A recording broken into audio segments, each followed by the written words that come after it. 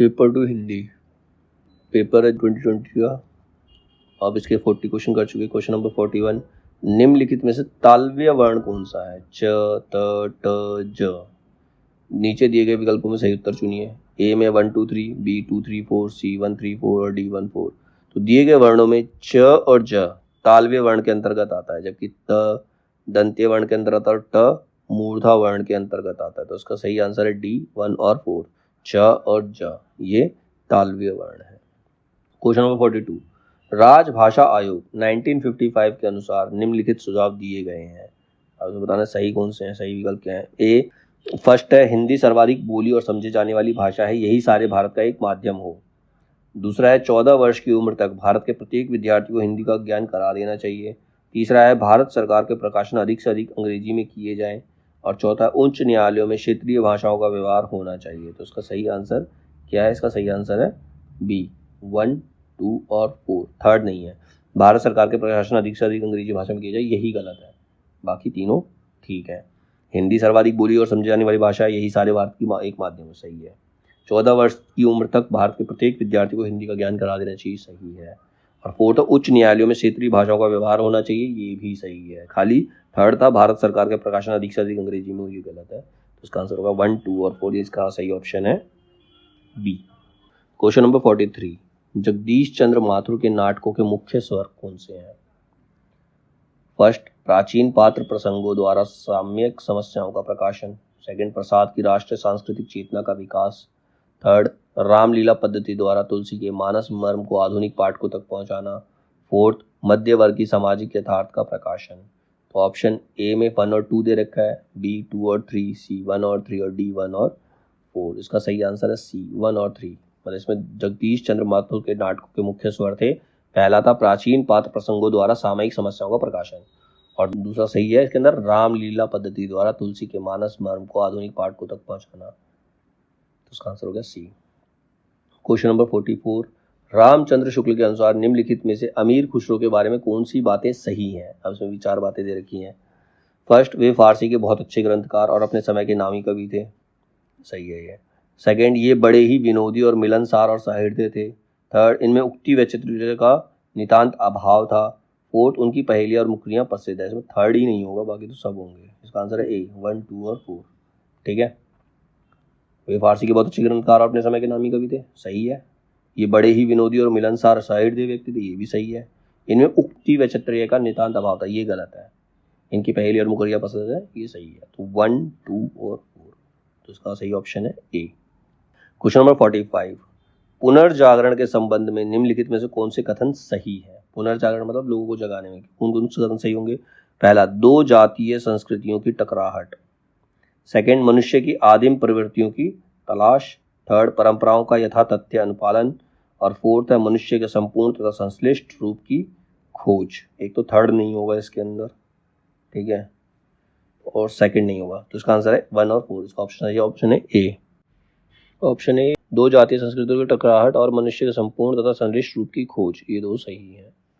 Question number 46, Phanishwar Nath Renu द्वारा रचित कहानियां कौन कौन सी हैं? एक, मुर्दू का गांव। सेकंड, ठुमरी। थर्ड, कर्मनाशा की हार। फोर्थ है, आदिम रात्रि की महक। तो नीचे दिए गए विकल्पों में सही उत्तर क्या है? 1 और 2, 2 और 3, 2 और 4, 3 और 4। फणीश्वर नाथ रेणु की कहानी कौन सी होगी इसके अंदर? आंसर है इसका सी 2 और 4, ठुमरी और आदिम रात्रि की महक, ये फणीश्वर नाथ रेणु की कहानियां हैं। क्वेश्चन नंबर 47, यशपाल की पर्दा कहानी के पात्र कौन है? हरगोविंद, बबर अली खां, चौधरी पीर बख्श और शेख जुम्मन। तो उसका सही आंसर क्या है? 1 और 2, 2 और 3, 3 और 4, 1 और 4। सही आंसर है बी। यशपाल की चर्चित कहानी पर्दा के पात्र जो है बबर अली खां और चौधरी पीर बख्श हैं, जबकि शेख जुम्मन प्रेमचंद की कहानी पंच परमेश्वर का पात्र है और हरगोविंद फणीश्वर नाथ रेणु की कहानी समवदिया का पात्र है। क्वेश्चन नंबर 48, निम्नलिखित में से टी.एस. इलियट की पुस्तकें कौन सी हैं? First, science and poetry. Second, the secret wood. Third, the making of literature. Fourth, the waste land. तो कौन सा सही विकल्प है इसमें? ए 1 और 4, बी 2 और 4, सी 2 एंड 3 और डी 3 एंड 4। तो सही आंसर है B 2 and 4, the sacred wood एवं द वेस्टलैंड टी.एस. इलियट की पुस्तकें हैं, जबकि साइंस एंड पोइट्री जो है रिचर्ड्स का ग्रंथ है, and the making of literature Scott James R A. का ग्रंथ है। ठीक है। क्वेश्चन नंबर 49, आचार्य क्षेमेंद्र के ग्रंथों के नाम क्या है?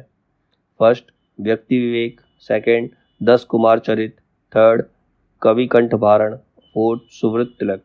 तो उसमें से कौन सा विकल्प सही है? A 1 and 2, B 2 and 3, C 1 and 4, D 3 and 4। तो सही आंसर है डी 3 एंड 4। आचार्य क्षेमचंद्र के ग्रंथ कवि कंठ भारण एवं सुवृत तिलक है, जबकि व्यक्ति विवेक महिम भट्ट का आलोचना ग्रंथ है और 10 कुमार चरित्र दंडी का ग्रंथ है। क्षेमेंद्र का औचित्य विचार चर्चा, रामायण मंजरी, भारत मंजरी, दशावतार चरित्र आदि अन्य ग्रंथ हैं। क्वेश्चन नंबर 50, मार्क्सवादी दर्शन के अनुसार निम्नलिखित में से कौन से कथन सही हैं? सही बता रहे हैं। ए, मानव सभ्यता के विकास की पहली मंजिल आदिम साम्यवाद की थी। सेकंड, मानव समाज का इतिहास वर्ग संघर्षों का इतिहास है। थर्ड, मानव समाज के विकास की अंतिम मंजिल समाजवाद की होगी। फोर्थ, इतिहास समय समय पर अपने को दोहराता है। सही ऑप्शन क्या है इसके अंदर? 1 एंड 2, 2 एंड 3, 1 एंड 3 या 2 एंड 4? सही आंसर है ए 1 एंड 2। क्या? मार्क्सवादी दर्शन के अनुसार मानव सभ्यता के विकास की पहली मंजिल आदिम साम्यवाद की थी, ये सही है। मानव समाज का इतिहास वर्ग संघर्षों का इतिहास है, ये दोनों कथन उपयुक्त हैं, जबकि अन्य कथन असंगत हैं जिनकी मार्क्सवाद के सैद्धांतिक सहमति नहीं है। क्वेश्चन नंबर 51, निम्नलिखित में से कौन सी आधुनिक काल की रचनाएं हैं? फर्स्ट, उद्धव शतक, सेकंड, सुदामा चरित, थर्ड, भ्रमरदूत, फोर्थ, रास पंचाध्याय। तो इनमें से बताना कौन सी आधुनिक काल की रचनाएं हैं। तो दिए गए विकल्प हैं A 1 and 3, B 1 and 2, C 2 and 4, D 4 and 3। सही आंसर है ए। उद्धव शतक 1929 जगन्नाथ दास रत्नाकर का ब्रज भाषा में लिखित प्रमुख काव्य ग्रंथ है, जबकि भ्रमरदूत द्विवेदी युगीन रचनाकार सत्यनारायण कवि रत्न का काव्य है, तथा सुदामा चरित नरोत्तम दास का काव्य है जो कि भक्तिकालीन रचना है, और रास पंचाध्यायी अष्टछापी कवि नंददास की रचना आता है। सुदामा चरित और रास पंचाध्यायी आधुनिक काल की रचनाएं नहीं है। तो इसकी आधुनिक काल की रचनाएं कौन कौन सी है? उद्धव शतक और सुदामा चरित। ठीक है। क्वेश्चन नंबर 52, द्विवेदी युगीन कविता की विशेषताएं क्या है? द्विवेदी युगीन कविताएं कैसी होती थी? ए, फर्स्ट है श्रृंगार प्रियता, सेकंड इतिवृत्तात्मकता, थर्ड लाक्षणिकता और फोर्थ प्रबंधात्मकता। तो ऑप्शन है A 1 and 3, B 1 and 2, C 2 and 3 और डी 2 एंड 4। तो इसका आंसर है डी, इतिवृत्तात्मकता एवं प्रबंधात्मकता द्विवेदी युगीन कविता की विशेषताएं हैं, जबकि श्रृंगार प्रियता रीतिकाल की विशेषता है और लाक्षणिकता छायावाद। क्वेश्चन नंबर 53, निम्नलिखित में से कौन सी रचनाएं छायावाद की नहीं है? एक, झरना, सेकंड, पथिक, थर्ड, मिलन, फोर्थ, रश्मि। नीचे दिए गए विकल्पों को सही उत्तर चुनिए। A 1 and 2, B 3 and 4, C 2 and 3, D 4 and 2। तो उसका आंसर है सी, मिलन ये 1917 ईस्वी में और पथिक 1920 ईस्वी में, ये द्विवेदी युगीन राम नरेश त्रिपाठी की कृतियां हैं, जबकि झरना 1918 और एवं रश्मि 1932 ये छायावादी रचनाएं हैं। तो मैं बताऊं तो कौन सी छायावादी रचनाएं नहीं है? तो मिलन और पथिक ये छायावादी रचनाएं नहीं है। झरना जयशंकर प्रसाद की कृति और रश्मि महादेवी वर्मा की कृति है। क्वेश्चन नंबर 54, सांप्रदायिक विद्वेष और विभाजन की त्रासदी पर आधारित उपन्यास कौन से हैं? सांप्रदायिक विद्वेष और विभाजन की त्रासदी पर उपन्यास, ध्यान से सुनना। एक, आवारा मसीहा, ये नहीं है, ये उसकी जीवनी थी। ठीक है। सेकंड, महाभोज, थर्ड, तमस, फोर्थ, झूठा सच। ठीक है। तो 1 and 2, 2 and 3, 1 and 3 and 3 and 4। तो ये जो तमस और झूठा सच है ये विभाजन की त्रासदी पर आधारित उपन्यास है। उसका आंसर डी है, third and fourth.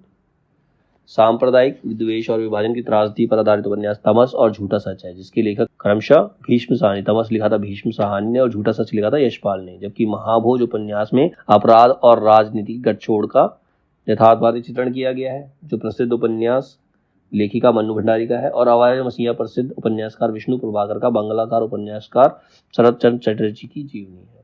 Question number 55, तमस उपन्यास के पात्र कौन है? एक, कनक, रिचर्ड, लीजा, सेल्मा। तो सही आंसर क्या है? 1 एंड 2, 2 एंड 4, 2 एंड 3, 1 एंड 4। तो 2 एंड 3, रिचर्ड और लीजा दोनों हस्बैंड वाइफ थे अंग्रेज तमस के अंदर। ठीक है। रिचर्ड और लीजा तमस उपन्यास के पात्र हैं, जबकि सेल्मा अपने अपने अजनबी उपन्यास की पात्र है, जबकि कनक झूठा सच की उपन्यास की पात्र है। अपने अपने अजनबी आगे का उपन्यास है और झूठा सच यशपाल का। ठीक है। क्वेश्चन नंबर 56, मनु भंडारी द्वारा रचित उपन्यास नहीं है, इसमें से कौन सा मनु भंडारी का नहीं है? महाभोज, आपका बंटी, सैलूश, बसंती। अभी हमने महाभोज पढ़ा, महाभोज उसका नहीं था। ठीक है। तो दिए गए विकल्पों में सही उत्तर चुनिए 1 and 3, 2 and 3, 3 and 4 और 1 and 2। तो इसमें महाभोज और आपका बंटी ये मनु भंडारी के हैं। महाभोज और आपका बंटी मनु भंडारी के उपन्यास हैं। सैलूस और बसंती जो है और मनु भंडारी की उपन्यास नहीं है। सैलूस और बसंती मनु भंडारी द्वारा रचित उपन्यास नहीं है। सैलूस शिव प्रसाद सिंह का उपन्यास है और बसंती भीष्म साहनी का उपन्यास है। आपका बंटी और महाभोज मनु भंडारी के चरित्र। क्वेश्चन नंबर 57, दूधनाथ सिंह द्वारा रचित कहानी संग्रह कौन से हैं? धर्म क्षेत्र कुरुक्षेत्र, सेकंड खाली घर, थर्ड बसंत का एक दिन, फोर्थ निष्कासन। तो ऑप्शन है A 1 and 3, B 2 and 3, C 3 and 1, D 1 and 4। तो इसका आंसर है D। ठीक है। 1 and 4 मतलब धर्म क्षेत्र कुरुक्षेत्र और 4 निष्कासन, ये दूधनाथ सिंह की रचनाएं हैं। ठीक है। धर्म क्षेत्र कुरुक्षेत्र और निष्कासन उसकी रचनाएं हैं। धर्म क्षेत्र कुरुक्षेत्र एवं निष्कासन दूधनाथ सिंह की रचित कहानी संग्रह है, जबकि खाली घर 1969 में आया था। ये बसंत का एक दिन 1982 में। ये रामदरस मिश्र का कहानी संग्रह है। क्वेश्चन नंबर 58, निम्नलिखित में से स्त्री नाटककारों की कौन सी रचनाएं हैं? 1 प्रजा ही रहने दो, सेकंड बिना दीवारों का घर, थर्ड उत्तर उर्वशी, फोर्थ नेपथ्य राग। सही ऑप्शन क्या है? A 2 and 3, B 1 and 4, C 2 and 4, D 1 and 2। तो सही आंसर है C, बिना दीवारों का घर मन्नू भंडारी का नाटक है तथा नेपथ्य राग मीराकांत का प्रसिद्ध नाटक है। ये दोनों प्रसिद्ध महिलाएं नाटककार हैं, जबकि उत्तर उर्वशी हमीदुल्ला का प्रजा ही रहने दो गिरिराज किशोर का नाटक है। क्वेश्चन नंबर 59, चंद्रगुप्त नाटक में चाणक्य के संवादोक्तियों में से कौन सी नहीं है? 1 संसार भर की नीति और शिक्षा का अर्थ मैंने यही समझा है कि आत्मसम्मान के लिए मर मिटना ही दिव्य जीवन है। सेकंड समझदारी आने पर यौवन चला जाता है। थर्ड महत्वाकांक्षा का मोती निष्ठुरता की सीपी में रहता है। फोर्थ एक अग्निमय गंधक का स्रोत आर्यवत के लौह अस्तागार में घुसकर विस्फोट करेगा। तो उसको सही आंसर जो चाणक्य के संवाद है उसमें 2 and 3 है। तो सही ऑप्शन है B, second and third. Jaishankar Prasad लिखित नाटक चंद्रगुप्त में प्रमुख पात्र चाणक्य के संवादोक्तियों में 2 चीजें हैं, समझदारी आने पर यौवन चला जाता है एवं महत्वाकांक्षा का मोती निष्ठुरता की सीपी में रहता है। ये उनके कथन है, जबकि अन्य विकल्प चाणक्य के कथन से संबंध नहीं रखते क्योंकि वे अन्य पात्रों के कथन है।